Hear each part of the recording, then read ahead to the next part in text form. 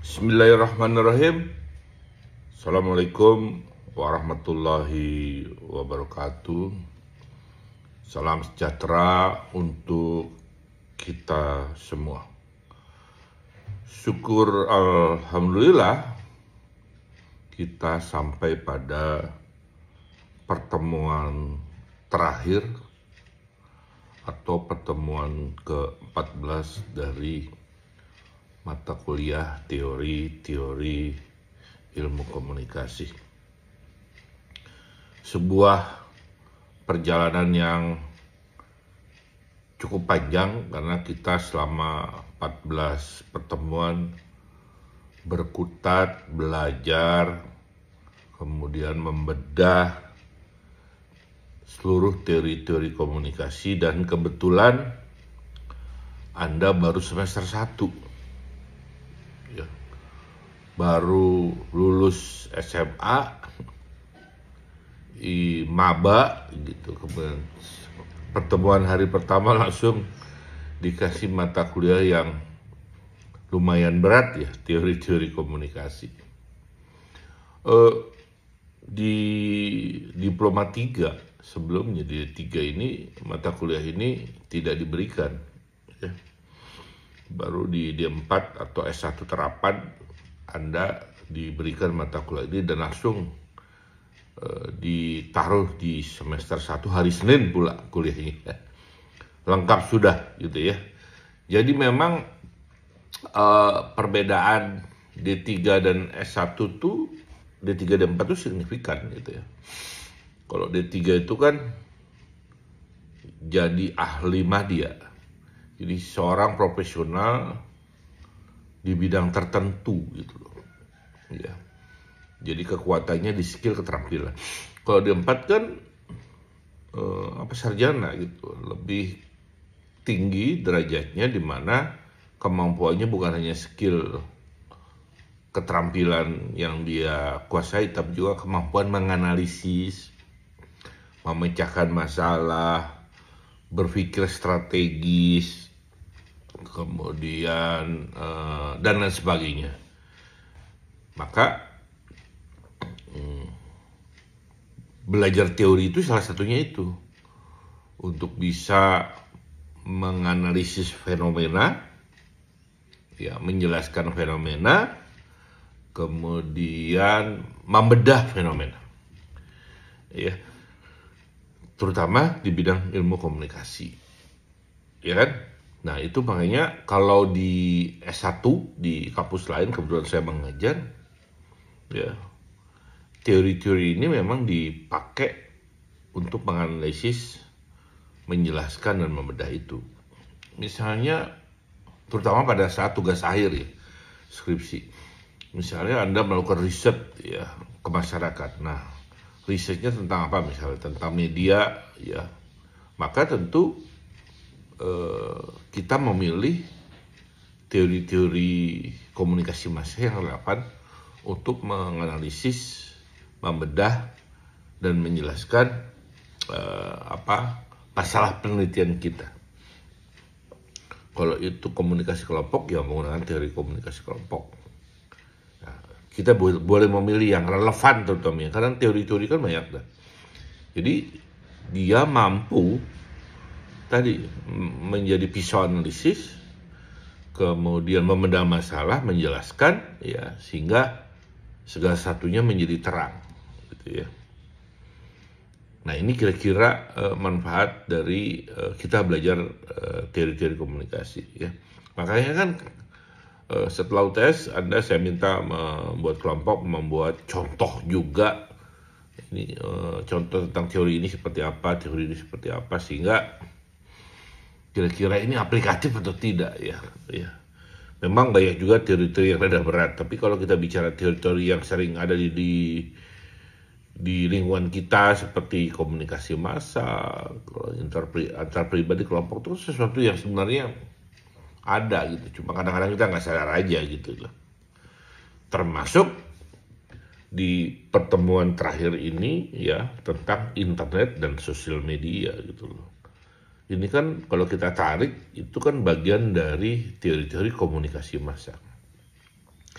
Jadi komunikasi massa itu adalah komunikasi menggunakan media massa, gitu kan?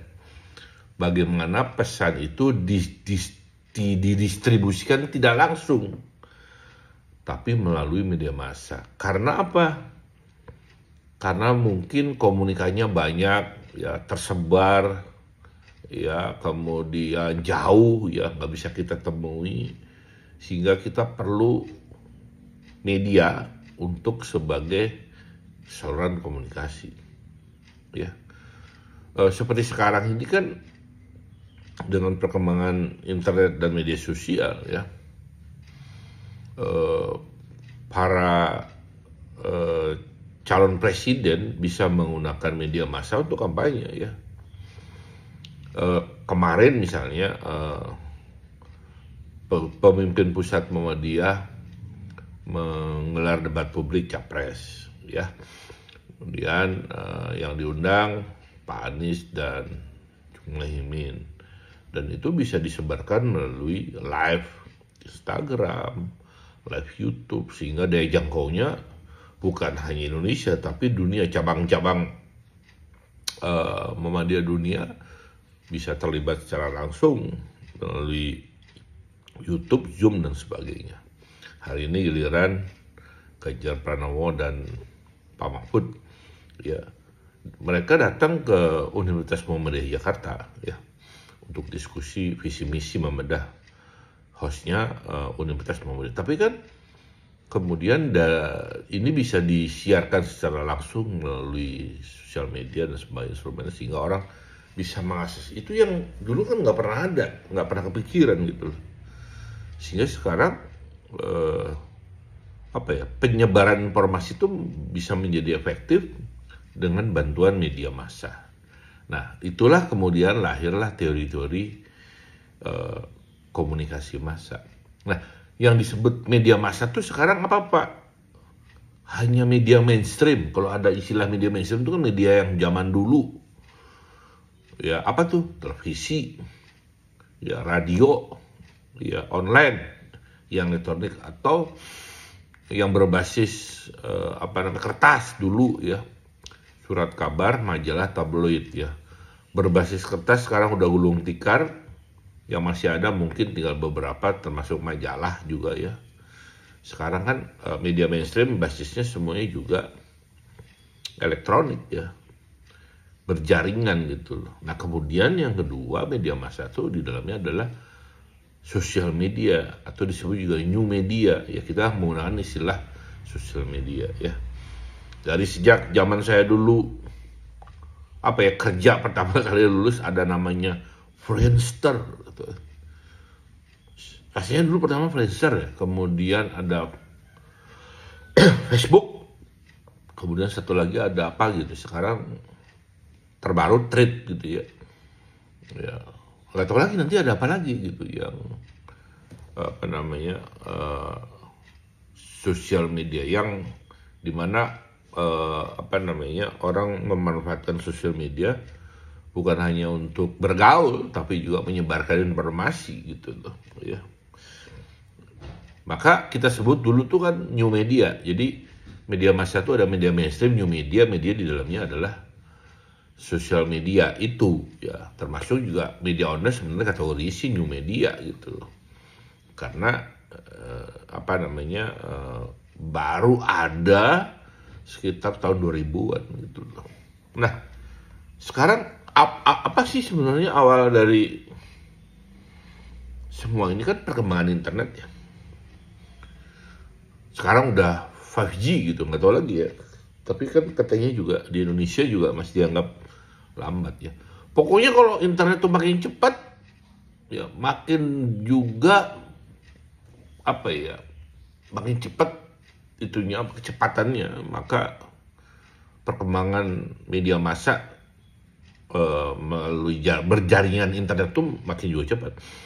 Ya, kita buka nggak lemot gitu, internet juga nggak hang, cepat gitu semuanya dalam ukuran detik. Nah, itu membuat orang makin percaya terhadap media berjaring, ya, yang kita basis awalnya dari internet. Semua ini kan berbuahnya awalnya dari internet, kemudian membelah menjadi perkembangan seperti sekarang ini, ya, yang kemudian kita sebut sebagai digital media, ya, semuanya berbasis internet. Nah, kalau kita bicara konteks sosial media, ya, ada dua hal yang paradoks gitu. Satu sisi dia sebagai media ekspresi masyarakat, ya, sehingga tidak boleh dibatasi. Ya, orang bisa menyampaikan pikiran, ungkapan dilindungi Undang-Undang Dasar 45, ya kan? Tapi di sisi yang lain, ya, di sisi yang lain, kita juga berhadapan dari persoalan-persoalan etika dan peradaban gitu loh. Betapa kalau kita lihat konten-konten yang berkembang itu kan banyak juga yang melanggar etika, melanggar peradaban, yang nggak pantas dan tidak patut gitu kan. Itu kan masalah yang terjadi gitu loh. Kalau begitu Pak, dibatasi dianggap kita anti demokrasi. Nggak dibatasi kayak gini gitu loh, ya.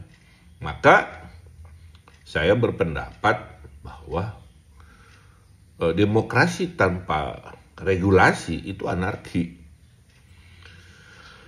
Jadi tetap harus dibatasi, ya, jadi harus ada regulasi, tata aturan yang mengatur itu supaya tidak merugikan orang lain gitu loh. Apakah sudah ada? Udah, undang-undang ITE, tapi kan kejam. Undang-undang ITE itu kejam dan bisa memberangus orang demokrasi juga. Ya kan kasusnya siapa tuh? Haris Azhar, Fathia yang membuat konten YouTube, podcast, dianggap mencemarkan nama baik pejabat, kemudian sekarang jadi disidang tuh. Itu kan juga berdampak negatif terhadap perkembangan demokrasi. Ya. Nah, ini kan harus kita pikirkan bersama. Ya, kalau kita hanya bersandar pada undang-undang ITE, semuanya di penjara, terlalu kejam, ya. Bayangkan kalau misalnya di kelas ini ada yang menulis Pak David tidak di Twitter dan saya tersinggung dan saya laporan ke polisi, ya. Dan ternyata hasil penyelidikannya Anda benar-benar terbukti, ya, menghina saya. Dan Anda jadi tersangka, Anda ditahan loh di kantor polisi itu. Lama Pak, karena ancaman hukumannya di atas 5 tahun. Gara-gara nulis doang ditahan gitu kan. Kadang-kadang satu sisi kok kejem banget sih. Di sisi lain kalau nggak begitu nggak kapok-kapok gitu kan. Udah banyak orang di penjara gara-gara sosial media. Nah, tapi kan juga nggak kita harus mencari sebuah jalan tengah gitu, ya, agar satu sisi kebebasan berekspresi berpendapat ini tidak diberangus, di sisi lain ada tanggung jawab dari yang membuat konten sehingga tidak merugikan orang lain juga gitu. Kalau sebebas-bebasnya, maka kita akan menjadi bangsa barbar, ya. Kita sudah tahu lah, ya, bagaimana julidnya netizen di Indonesia. Kalau ada satu fenomena kan dibully semua itu. Contoh sepak bola deh, ya. Kita kalah 5-1 lawan Irak, seri dengan 1-1. Pada saat kita bisa nahan imbang Argentina kan timnas disanjung-sanjung setinggi langit. Sintayong juga disanjung-sanjung, wah the best, begini, ya kan? Ya, pokoknya apa itu local pride gitu, local pride ada aja kan begitu kan? Waktu itu ya, local pride itu kan yang nggak suka dengan naturalisasi gitu kan, dipelesetin jadi local pride di sosial media kan disanjung-sanjung. Kita menang lawan kemarin Brunei 6-0 kan juga disanjung-sanjung. Wah, ini kita bisa, seolah-olah kita akan lolos Piala Dunia. Ketika dibantai 5-1 sama Irak dan hanya strategi satu-satu, apa yang terjadi? Berbalik. Jadi netizen Indonesia itu nggak punya sikap gitu loh, dihajar habis-habisan pemain timnasnya.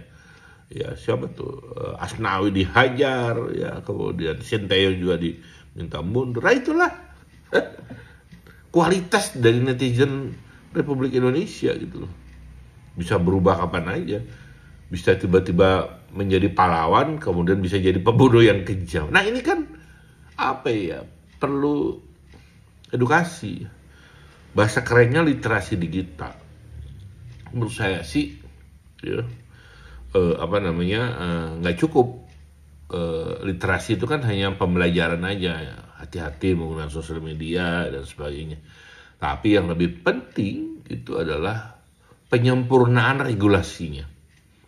Rasanya kok kejam juga sih kalau urusan sosmed harus ke balik jeruji penjara. Ya. Saya berpikir kenapa kita nggak membuat dewan sosial media gitu. Kalau di dunia jurnalistik kan Anda tahu ada yang namanya dewan pers. Jadi kalau ada berita apapun lapor ke situ. Dewan pers kan dibentuk berdasarkan Undang-Undang Nomor 40 tahun 99. Jadi kalau ada sengketa pemberitaan, media nggak benar, lapornya ke dewan pers. Nonton televisi ada Komisi Penyiaran Indonesia. Kemudian kalau kita pengen tentang informasi, KIP ada Komisi Informasi Pusat. Tapi sosial media nggak ada nih. Jadi harus ada undang-undang yang mengatur tentang dewan sosial media. Jadi kalau ada masalah dengan sosial media, kita lapor dulu, jangan lapor ke polisi dulu, diselesaikan di situ. Sehingga penyelesaiannya menjadi beradab dan terhormat gitu. Itu usulan saya pribadi. Kemarin Menkominfo juga ngomong sih dewan sosial media penting, tapi kemudian meredup lagi nih wacana tersebut ya. Nah inilah di pertemuan terakhir kita membahas tentang teori tentang internet dan media sosial itu menjadi hal yang penting karena inilah yang ada di depan mata kita sehari-hari gitu loh. Ya. Dan menjadi kebutuhan kehidupan kita, rasanya nggak mungkin kita nggak bersentuhan dengan sosial media. Ya. Minimal belanja itu lewat sosial media kan begitu ya. Saya udah nggak pernah lagi belanja. Saya punya pengalaman menarik nih, ya, minggu lalu nih. Ya. Minggu lalu itu kan di rumah lagi kosong gitu ya. Mau beli obat lah, sakit perut itu kan susah gitu ya, mau keluar males. Akhirnya saya pakai Grab ya. Grab, kemudian saya checklist Alfa, ya saya belanja di situ tuh. Seumur umur baru sekali tuh belanja di Alfa lewat Grab. Introstop apa ya ada biaya ke situ. Tapi akhirnya oh iya, termasuk sabun sekarang dunia gila berarti ya. Jadi kita nggak perlu keluar, apa aja ya. Saya baru tersadar kan seumur hidup saya baru sekali tuh, karena biasanya kan kalau beli obat kita keluar ke apotik atau ke Alfa. Ini hari itu benar-benar saya nggak bisa keluar. Ya bayar ongkos kirimnya 12.000, tapi kita udah bisa dapat beli macam-macam. Nah itu salah satu kemudahan yang kita dapat dari internet ya yang nggak mungkin kita dapatkan dulu gitu loh. Termasuk misalnya gini, sekarang saya ngajar bisa secara online kan, kebayang nggak gitu dulu saya bisa mengajar secara online gitu kan. Sekarang saya juga pernah ngajar lewat live Instagram kok dulu ya, awal-awal tuh waktu senang, ayo kita jam sekarang saya buka Instagram ya, mata kuliah waktu kuliah 50 menit ya. Pernah juga saya mengajar melalui Instagram. Lumayan, saya bilang kalau kalian follow saya tambah 1 lagi, lumayan. Makanya kalau Anda lihat Instagram saya itu kan 90% mahasiswa semua ya, karena pas dulu sering ada live itu kuliah lewat live itu gitu loh ya. Jadi kalau mau nanya tinggal ngechat doang.